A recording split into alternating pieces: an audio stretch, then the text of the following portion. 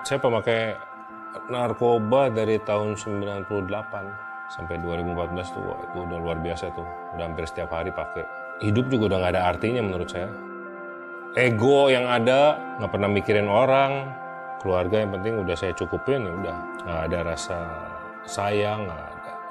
Itulah, narkoba ini membuat saya punya hidup sendiri, dunia sendiri. Awalnya saya lagi polisi datang, saya tahu, saya lihat CCTV. Saya nggak ada rasa takut di situ.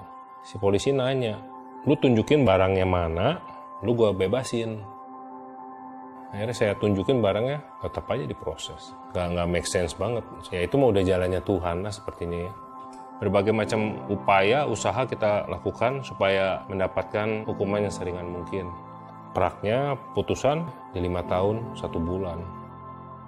Pas lagi mau saya ditransfer ke rutan, wah tegang juga nih saya dengan ada si pelapor sudah ada di rutan. Pas waktu datang, wah saya ngeliat si pelapor ini dan bawa teman-temannya dia, seolah-olah kayak yang mau mukulin saya gitu. Tapi di saat saya bersamaan juga ada teman saya lagi yang baru saya kenali saat itu, dia datang malah menghampiri saya, nggak usah takut, udah kamu merangkul saya, anggap aja kita udah kenal lama nih, biar mereka lihat kalau kamu teman saya. Kenal juga enggak, tapi setidaknya saya di situ udah ada yang protek gitu. Abang saya ini yang saya baru kenal lagi pertama saya masuk, saya dikunjung hampir tiap hari lagi tuh, dekat sama kita seolah-olah kayak bodyguard saya. Padahal saya nggak minta gitu, nggak mengharapkan. Jadi ini orang kok mau protek saya dengan begini banyak caranya, luar biasa. Dia dihukum 14 tahun. Saya melihat dari dirinya ini nih luar biasa, dia menjalani hari lepas hari nyantai, happy, kayak nggak ada beban gitu. Nggak pernah ada stres, senyum terus, nggak pernah marah ini. Saya mulai ada tanda tanya, kok ini orang bisa gitu. Ya saat itu saya sempat nanya, bang, apa sih bang rahasianya bang yang bikin abang bisa menjalani hukuman seberat ini dengan seringan-ringannya? Ya, dia menunjukkan saya sebuah Alkitab, ini baca firman berat. Ya. Saya cuma masih responnya, oh oke. Ya itu emang perlu proses, di situ saya masih ada pergumulan kan, fight terus. Ya daging belum bisa terima lah 5 tahun, siapa sih yang bisa terima? Wah, 5 tahun.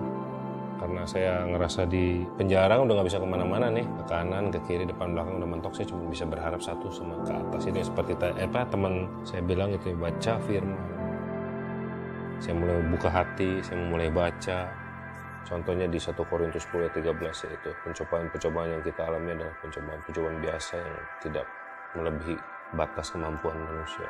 Tuhan menyediakan jalan keluarnya. Itu salah satu ayat yang menguatkan saya. Di saat itulah saya bisa mulai mengenal Yesus. Parah banget. Kalau saya flashback, oh ya, masih untung saya ditangkap Tuhan. Kalau enggak saya nggak tahu di hidup saya mau end up kayak gimana, ya luar biasa. Tuhan itu makanya. Saya sangat bersyukur Tuhan proses saya. Emang caranya harus seperti ini.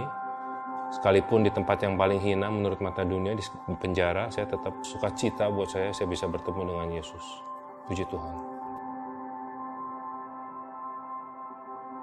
Selama Ferry di dalam itu keluarga yang kacau balau lah.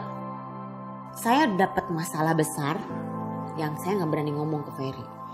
Di saat Ferry pulang, buat saya tuh saya memberikan musibah loh ke suami saya gitu, karena di saat itu saya menyediakan utang buat suami saya gitu kan. Nah, tapi yang saya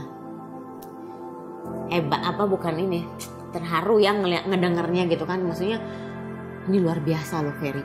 Di saat dikasih masalah seperti ini, dia hanya bilang gak apa-apa, Tuhan cukupi kok gitu. Saya yakin kalau ini Ferry yang dulu udah bukan dimaafin lagi, kayaknya udah cerai deh, lu nggak pantas jadi istri gua gitu.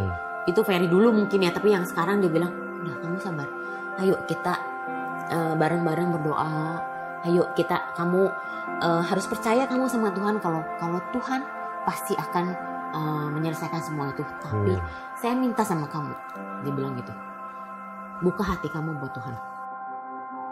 Dia sih percaya ada ayat yang bilang 1 orang bertobat dalam seluruh keluarga diselamatkan. Ini nyata buat saya, ini nyata. Yang paling kita banggakan sekarang pribadi Dwi yang ngerasa sekarang saya punya imam loh di keluarga. Karena yang dulu nggak pernah mengenalkan apapun kebaikan di dalam hidup kita gitu ya, sekarang wow gitu.